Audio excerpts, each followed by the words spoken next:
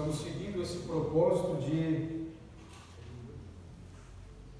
expormos, refletirmos no texto dos profetas menores, verso a verso, perícope a perícope, parágrafo a parágrafo.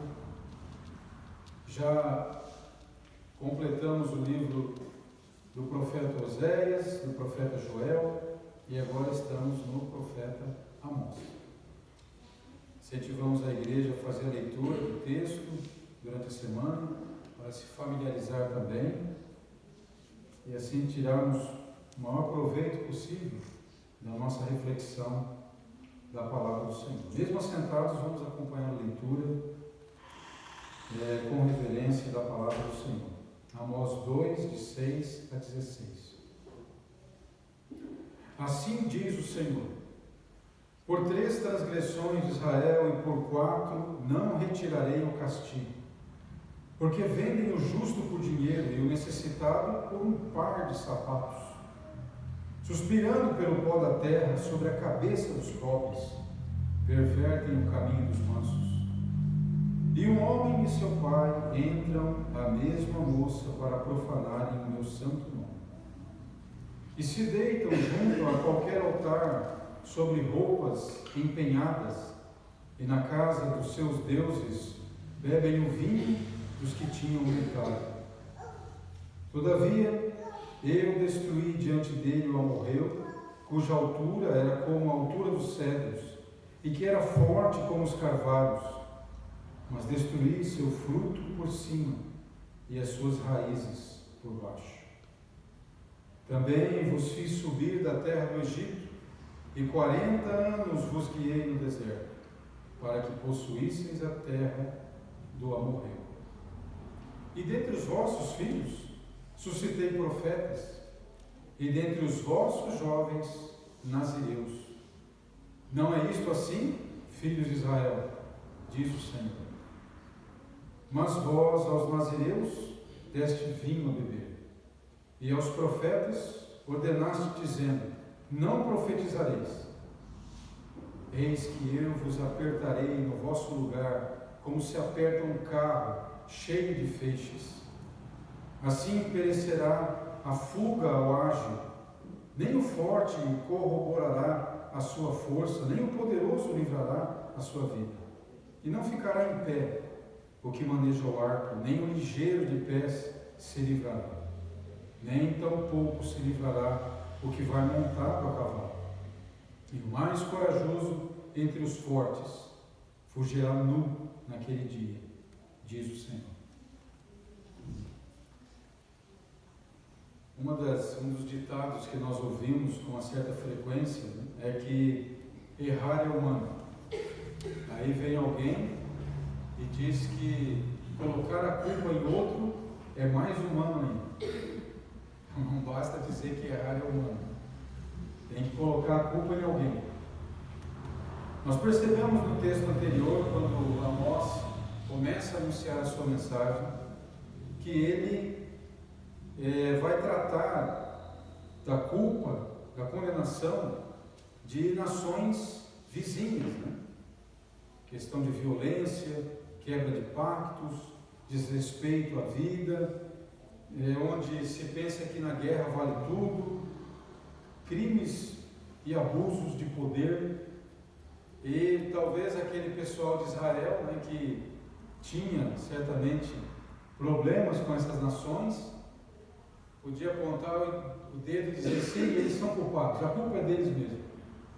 Mas à medida que Amós vai avançando na sua mensagem, eles vão percebendo que Amós está se aproximando demais da culpa do próprio povo de Deus, que é esse momento aqui em que nós lemos esse texto e o povo estava um pouco tranquilo, pois vivia uma época de muita prosperidade, né? Provavelmente era o governo de Jeroboão II, né? E em Judá era o rei Uzias. Então aquelas nações, tanto a do norte como a do sul, estavam muito bem, comércio, muito luxo, mas parece que é justamente em épocas como essa que se deve tomar muito cuidado, em não se cometer alguns pecados, né, alguns crimes, alguns abusos, e relaxar no seu compromisso com a palavra de Deus. Né? E era o que estava acontecendo com aquela nação. Algumas pessoas, por exemplo, quando analisam a queda do Império Romano, entendem que foi exatamente a prosperidade do Império e a licenciosidade e desperdício de recursos, né, que levou à frouxidão moral e à decadência de toda a estrutura que manteve aquele grande e poderoso império, o Império Romano. Por exemplo, alguns historiadores, né, dizem que no ano 65, um dos imperadores comprou 400 leões e também 320 gladiadores para lutarem até a morte. O famoso circo, né, que os imperadores procuravam usar para distrair o povo, para conter a multidão, para controlar aquela população. Então, dessa maneira, estavam integrados, né, luxo, fraude e violência. Então, dessa forma, aquela estrutura que prezava pela disciplina,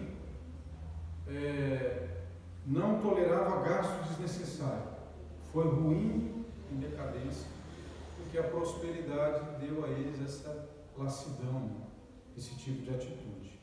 E Amós, mais à frente nós vamos ver isso com mais detalhes, né? Ele vai anunciar que o povo de Deus, apesar de receber tantas bênçãos, começou a relaxar na sua disciplina, na sua postura de vida, e no seu relaxamento ela prejudicava a vida das pessoas menos favorecidas. Hoje nós vemos no cristianismo, né, uma pregação muitas vezes também voltada para uma prosperidade material e relaxando nas suas disciplinas espirituais. A lei de Deus para a qual o profeta quer chamar a atenção, que nós sabemos significa instrução, não apenas normas, não apenas regras, né? Ela tem alguns usos muito importantes. No nosso entendimento reformado, a lei de Deus ela tem um uso pedagógico em que ela procura nos mostrar e nos ensinar o padrão de Deus, a reta justiça. Ela também tem um uso para a humanidade, como freio, para refrear a maldade, para refrear a inclinação do ser humano que é maligno, que é de opressão. E ela tem, certamente, né, esse é o seu uso mais belo, é o seu uso mais sublime, que não são todos que alcançam, não é toda a humanidade que alcança, é o seu uso espiritual, a alegria da obediência. Motivados por amor e gratidão a Deus, o povo de Deus obedece à voz do seu Pai Celestial. Não é um peso, não é uma obrigação, é uma expressão de liberdade, de poder realizar a vontade de Deus com amor e com gratidão, com felicidade. Esse é o uso espiritual da palavra de Deus. Nós vamos ver então como Amós alerta o povo de Deus, né, com relação à culpa, com relação aos seus desvios, como isso traz sofrimento, prejuízo às pessoas que estão próximas também. Como isso é uma demonstração de profunda ingratidão diante daquilo que Deus tem dado ao seu povo. É bom lembrar que o povo de Deus, tanto em Israel como Judá, justificava essas suas atitudes entendendo que eles tinham um certo favoritismo de Deus. Então eles tinham uma certa licença para agir dessa maneira, porque Deus deu a eles alguns privilégios. Então eles acabavam se vendo, né, como se fossem o bichinho de estimação de Deus. E as outras nações, Deus poderia pesar a sua mão, mas contra eles não haveria consequências. Mas o profeta quer mostrar para eles que não é assim. Então, observe que, diferente dos povos, das sentenças que Amós usou e colocou na mensagem anterior, Amós vai diretamente ao ponto e diz para aquele povo: vocês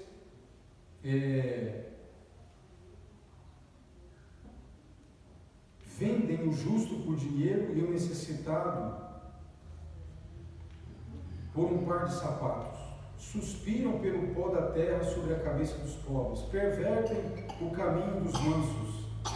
E um homem e seu pai entram a mesma moça para profanarem o santo nome. E se deitam junto a qualquer altar, sob roupas empenhadas na casa dos seus deuses. Mas no que isso estava envolvido a lei do Senhor?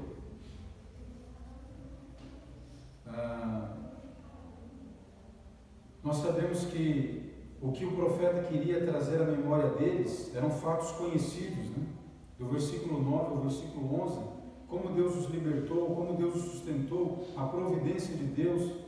Em troca de todas essas ações bondosas de Deus, eles estavam esquecendo que se referia à aliança do Senhor.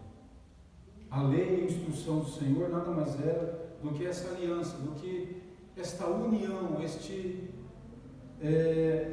como se fosse um acordo, como se fosse um casamento, como se fosse uma união estabelecida em que Deus se comprometia a protegê-los, a guardá-los, a sustentá-los, e eles se comprometiam a fazer o máximo que podiam para viver um alto padrão.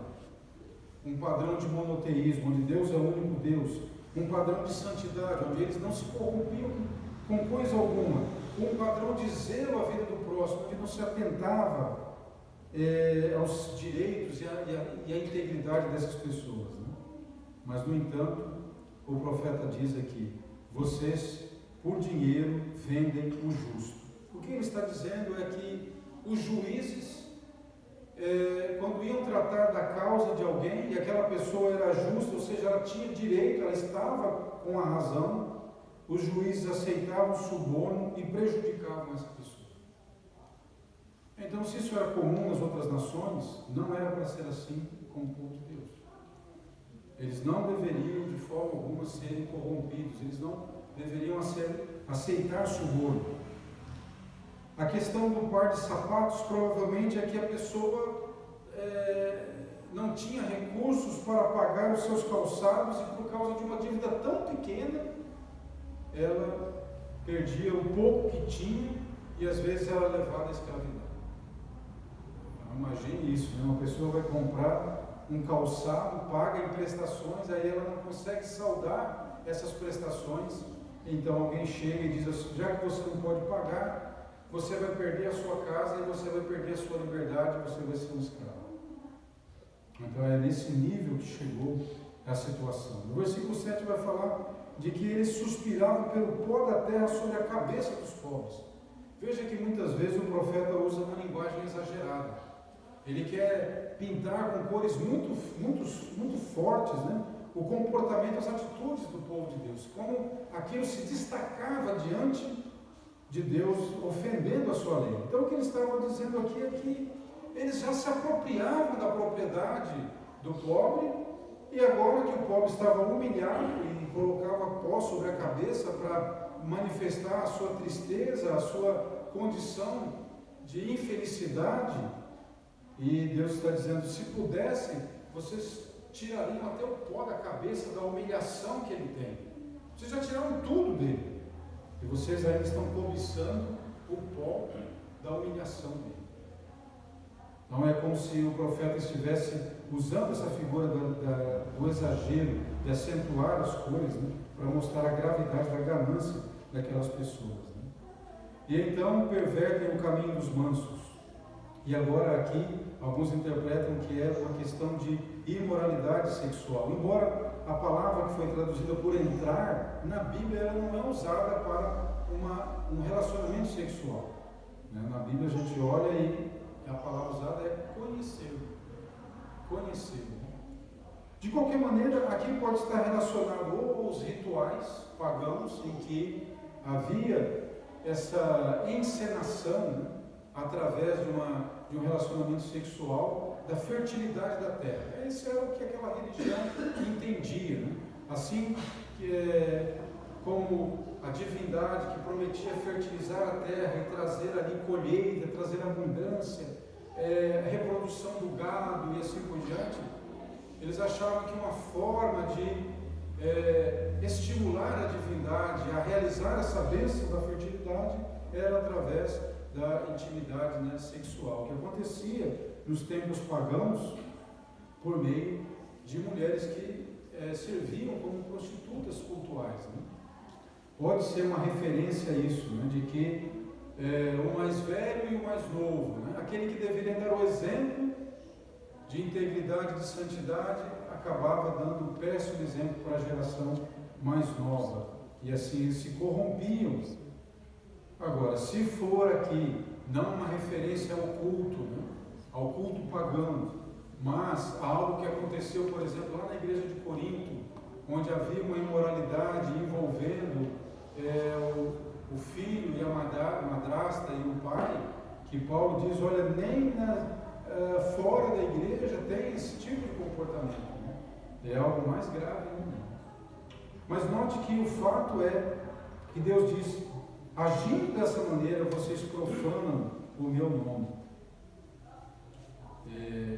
O nome de Deus foi dado a Israel na aliança e no pacto, o monoteísmo, e representava toda uma ação e uma forma de se relacionar diferente de Deus Yahvé, Deus Jeová, o Senhor Adonai, o Eterno, diferente daquelas mitologias pagãs. Então, se Israel, se Judá agiam de forma semelhante às outras nações, o nome santo de Deus, né, a conduta, a diferença desse Deus para com os outros caía. Deus se tornaria igual a eles, no mesmo nível, sendo manipulado pelos sacrifícios, sendo manipulado pelos rituais. E o povo de Deus não tinha uma atitude que diferenciava daquele paganismo. Era igual. Era igual em ganância, era igual em imoralidade, era igual em desrespeito. Então, dessa maneira, não havia diferença alguma. Então, o profeta coloca para eles ali a gravidade de tudo isso, porque a lei do Senhor, a instrução do Senhor tinha dado a eles a oportunidade de viver uma vida com outro nível, com outro padrão. Mas, infelizmente, eles agiam dessa maneira, né? Então, o Senhor Deus diz que, infelizmente, eles estavam acreditando em mentiras. Eles escolheram viver mentiras. Em vez de viverem a verdade da palavra de Deus, né, a verdade que os profetas anunciaram, compartilharam, eles agora estavam acreditando nas mesmas mitologias, nas mesmas narrativas, nas mesmas justificativas e condutas, né, daqueles que viviam ao seu redor e não tinham o temor do Senhor. Em contrapartida a tudo isso, né, Deus mostra para eles o quanto Ele foi bondoso para com eles, como Deus, na sua graça e misericórdia, né, cuidou deles. Tem uma frase de Jerônimo bastante interessante, que diz o seguinte: eles não teriam sido enganados por seus ídolos se não tivessem antes rejeitado a lei do Senhor.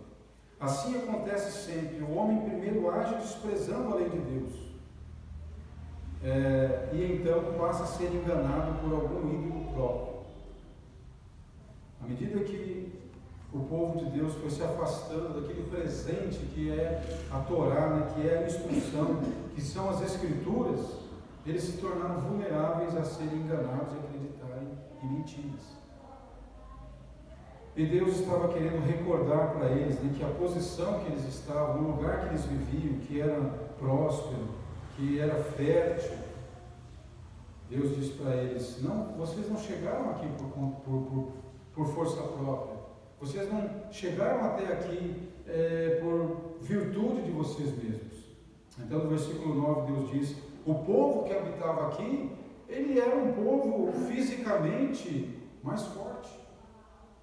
Compara eles, né, como carvalhos, como cedros. Né?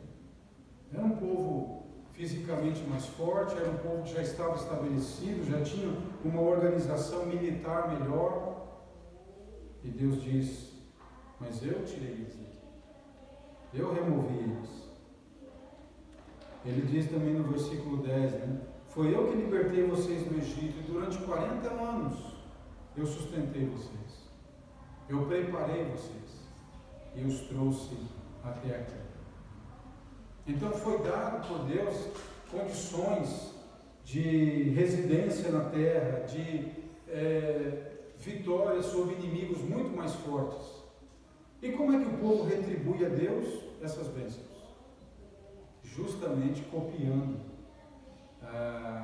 as religiões e os ensinos e os rituais e as cerimônias que não agradavam a esse Deus que os libertou. Como se Deus os tivesse levado a um nível, a um patamar superior, mas eles preferissem a decadência. Isso nos lembra o filho pródigo. Né? A casa do pai não é suficiente, mas ele está confiado no dinheiro que ele tem. E quando ele vai para outras terras, e enquanto o seu dinheiro dá condição a ele participar de festas, a ele usufruir da companhia de pessoas, tudo bem, mas o dinheiro acaba. E vem uma seca sobre aquela terra. E agora ninguém quer ajudar. E ele vai trabalhar então cuidando de porcos. É dessa maneira que o profeta quer que eles tenham consciência. Eles não chegaram àquela prosperidade por meios próprios. É tudo bênção de Deus, é tudo dádiva de Deus, é tudo presente. É graça imerecida. Mas aí o versículo 11 vai um pouco mais além e diz: eu dei profetas a vocês, eu revelei a minha palavra, a minha vontade, a minha sabedoria por meio de pessoas inspiradas. Vocês têm as escrituras, vocês têm a sabedoria, a minha sabedoria, vocês têm a minha mensagem, vocês têm o meu reino. E o que eles fizeram? Eles queriam silenciar os profetas. Eles estavam dizendo: cala a boca, não fale nada de Deus, nós não queremos ouvir. E então o profeta diz: também eu dei a vocês nazireus, ou nazireado, no Antigo Testamento, era um tipo de consagração. Algumas pessoas piedosas poderiam ser consagradas e abrir mão, por exemplo, de beber vinho. Não era uma obrigação, mas era uma marca daquele estilo de vida consagrado ao Senhor, para o serviço do Senhor. Nós tivemos alguns nazireus como Sansão, mais conhecidos, né? Como Samuel. Então, Samuel foi levado pela sua mãe e foi educado e foi orientado no sentido de consagrar toda a sua vida ao Senhor. E dessa maneira, não cortava o cabelo, não bebia vinho, tinha ali as orientações. Mas eram pessoas piedosas, pessoas que viviam no meio do povo de Deus e eram como sinais.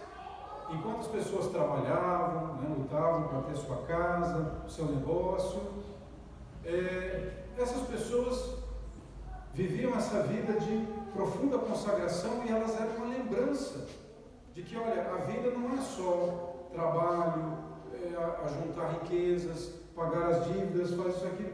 A vida, ela é uma preparação para uma intimidade com Deus, para o desfrutar da alegria de ter um coração preenchido com amor, com paz, com sabedoria, com aquilo que o dinheiro não compra, com aquilo que o mundo não pode nos oferecer, com aquilo que é do próprio Deus. Os nazireus desfrutavam dessa intimidade. São pessoas consagradas. Né? Bem, nós podemos olhar na história da igreja, nós também temos alguns santos, algumas pessoas piedosas, homens, pastores, mulheres, missionários, evangelistas, donas de casa, homens empreendedores que começaram alguns negócios, mas eles tinham uma intimidade diferenciada com Deus. Eles tiveram uma profunda experiência com o Espírito Santo.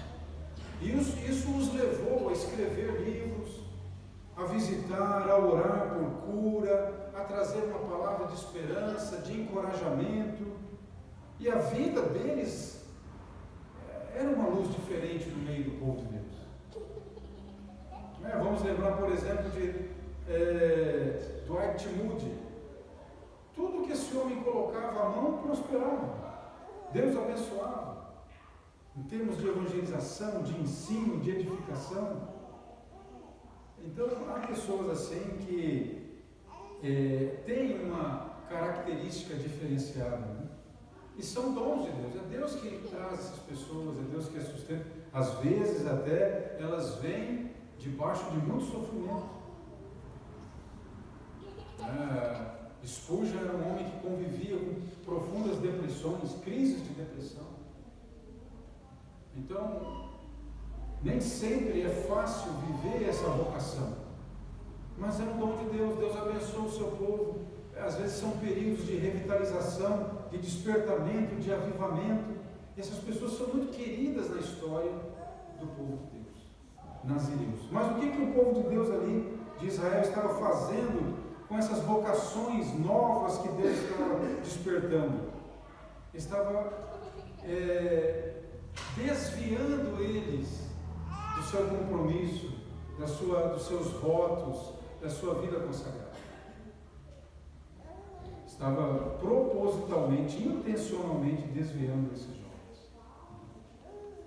Então, essas eram as ações graves do povo de Deus, né?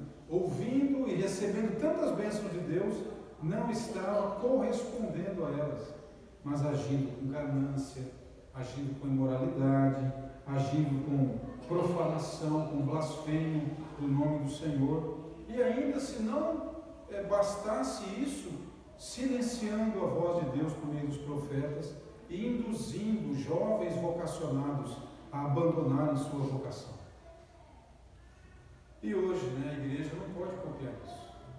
A igreja também tem que tomar cuidado, porque nós vivemos num ambiente de uma certa prosperidade, onde pregação se fala muito disso, os coaches, autoajuda, juntar dinheiro, ganhar dinheiro, isso, aquilo, outro. E às vezes, quando nós ouvimos alguém abrindo seu coração e falando do seu interesse em servir ao Senhor, quantos chegam para essas pessoas e os encorajam e dizem: olha que bênção, vamos orar por você, como podemos ajudar? Ou às vezes vem e diz assim: não se envolva com isso. A igreja é um tempo desperdiçado, a igreja tem muitos problemas, não vale a pena você pensar sobre isso. Não. Coloca tuas energias e teu pensamento em outra direção. Não faça isso, não siga dessa maneira, não pense sobre isso. E aí vai colocando um monte de empecilhos. Nós não podemos fazer isso. Deus chama homens e mulheres para o serviço. Deus chama donas de casa, Deus chama pessoas profissionais de várias áreas. E se Deus nos der essa graça, Deus nos der esses nazireus, Deus nos der esses profetas, lembra, da profecia de Joel? Derramarei do meu espírito, vossos filhos, vossas filhas, até os escravos profetizarão. Se Deus der vocações no nosso meio, não vamos matar essas vocações, não vamos desanimá-los, não vamos ficar fazendo comentários impróprios diante daqueles que deveriam ser inspirados a colocarem em suas vidas os talentos que Deus tem lhes dado a serviço do Senhor. Veja que Israel, ao fazer isso, estava minando o canal de bênção para si como nação. Porque agora o que diz o profeta? Eis que vos apertarei no vosso lugar como se apertam carros cheios de feixes. Aqueles carros antigos, carros de boi, socava bem ali o que ia carregar, aproveitar aquela viagem, e aí aquelas rodas iam chiando e gemendo com o peso daquilo. E Deus está dizendo: vocês vão gemer por causa do cativeiro, por causa dessa impiedade de vocês. Vocês acham que podem fazer o que querem? Vocês pensam que podem agir com traição, com desrespeito? Tudo tem consequência. E Deus diz agora: vocês vão gemer. Assim perecerá na fuga o ágil, nem o forte corroborará a sua força. Ele começa a falar de pessoas que teriam condição de fugir no dia do cativeiro. a sua habilidade, com a sua esperteza, a sua agilidade. Mas Deus diz, não vai escapar um. Sem o meu apoio, sem a minha bênção, sem a minha proteção, eu que tirei aqueles gigantes lá da terra para vocês ficarem aqui, eu que dei vitórias a vocês, eu não vou dar o meu apoio, o meu amparo. E sem o meu amparo, vocês vão ser presa fácil. Vocês vão para o cativeiro. O mais corajoso entre os fortes fugirá nu naquele dia. Não imagina naquele guerreiro, aquele homem que sabe falar, tem influência política na nação, se favorece com a sua posição, com o seu jeito de ser, e ele se impõe, e ele tem orgulho, e Deus está dizendo, isso aí de nada vai valer. No dia que chegar o dia do cativeiro, toda essa força, toda essa influência vai se desmanchar, vai se derreter, e não vai valer de nada. Então é uma sentença pesada sobre aquele povo. O desrespeito que eles tinham para com o Senhor estava atraindo este julgamento. Por isso que o profeta diz, olha, não é uma, nem duas, nem três, mas 4 vezes, né? Como se dizer, olha, vocês foram chegando no limite. Mas isso significa que Deus estava rompendo a aliança, deixando eles por conta, né? Sozinhos, né? Será que Deus estava rompendo a aliança? Não, de forma nenhuma. O próprio Deus havia alertado que ele não perderia o seu favor e que seria disciplinado justamente porque o amor de Deus, o amor leal de Deus, como vimos no livro do profeta Oséias, vai até as últimas consequências para trazer de volta aqueles que ele ama. Então, é no contexto dessa aliança que nós precisamos entender tamanha severidade. É porque Deus não quer romper, Deus não quer o divórcio, Deus não quer rejeitar os seus filhos, não quer tratá-los como bastardos. Deus quer restaurar, Deus quer redenção. Então, Amós não está resgatando apenas o aspecto ético da aliança, mas ele está resgatando a motivação dessa aliança, o amor fiel de Deus.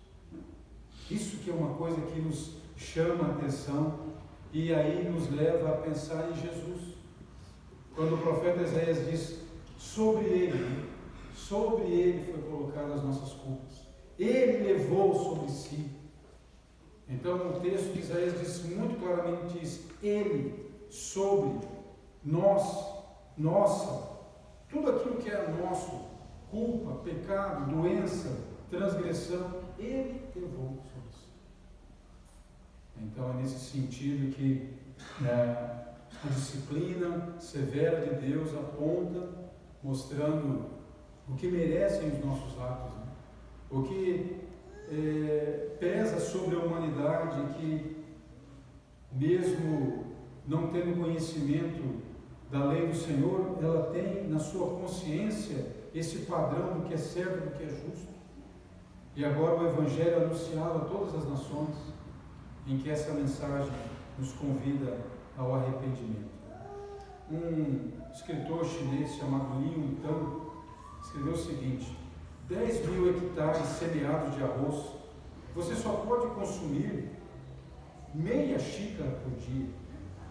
1.000 mansões, mas você só precisa do espaço de 8 metros quadrados para descansar à noite. Então, se você tem comida e algum dinheiro para as suas necessidades, você não precisa de mais. Não precisa de mais.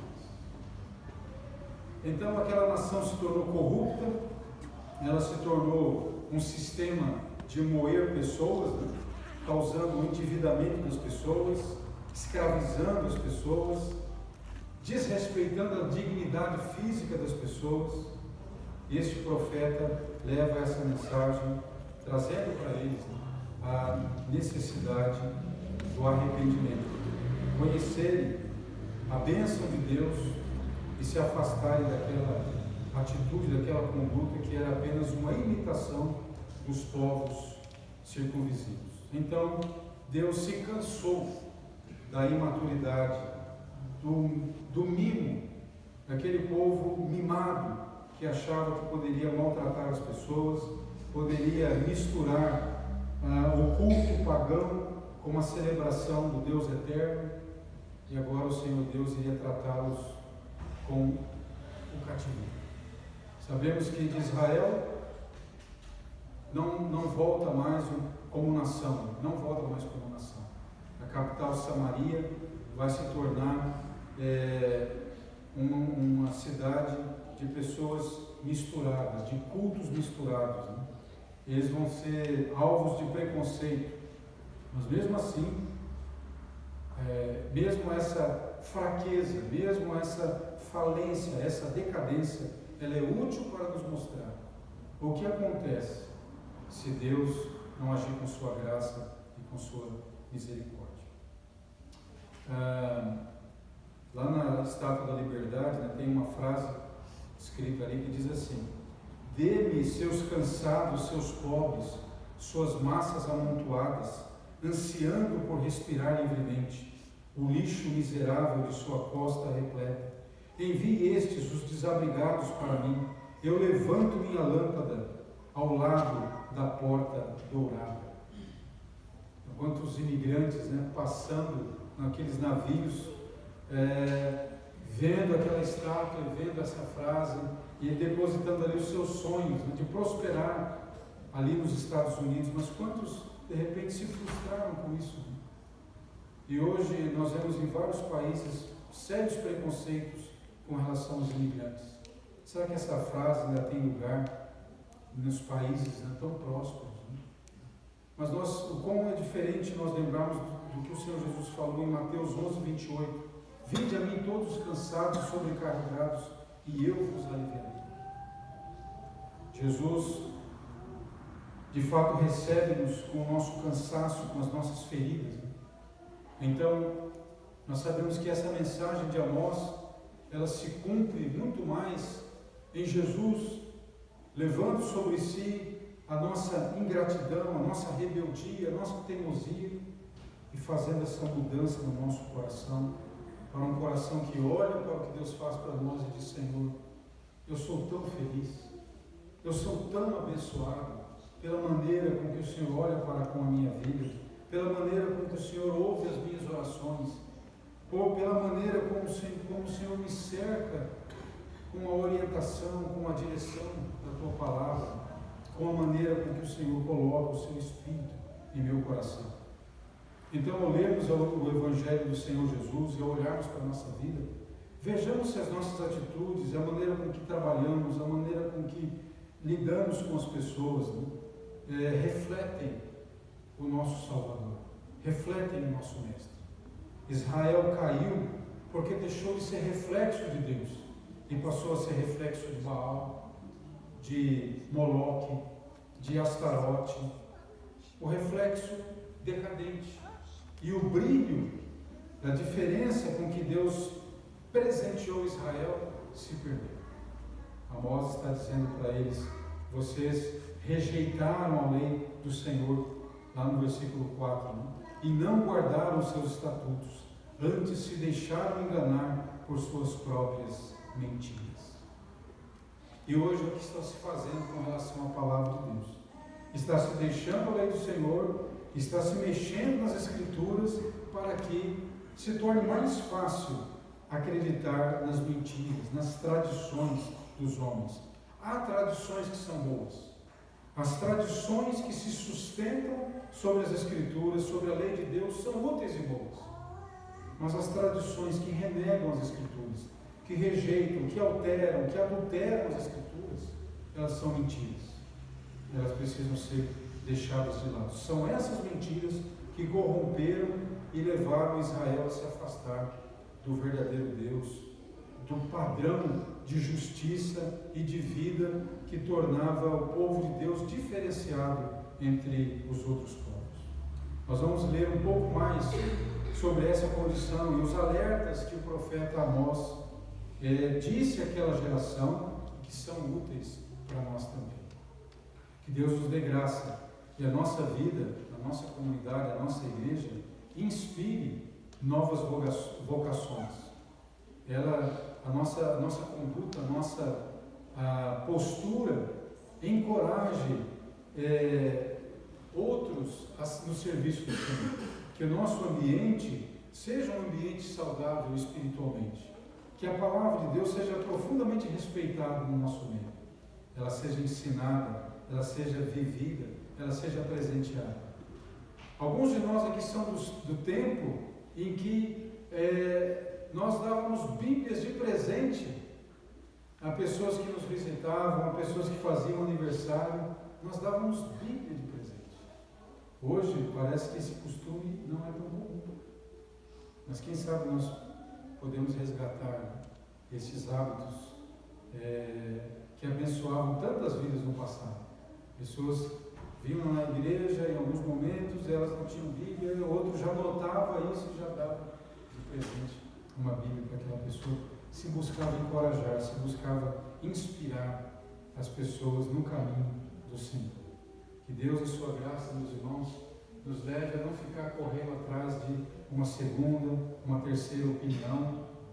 Nós já temos uma palavra abençoada, instrutiva, nós já temos uma verdade, e esta verdade é a lei do Senhor.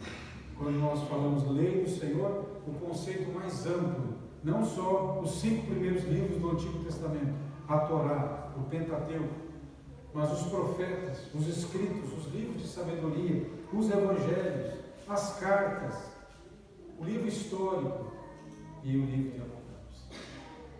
Então nós temos a primeira e única opinião, que é esta palavra do Senhor. Que Deus assim nos abençoe, que o nosso coração seja um coração leal e fiel ao único e verdadeiro Deus e a sua palavra, com que satisfação Ele entrega a nós por meio das Escrituras. Amém? Nesse momento,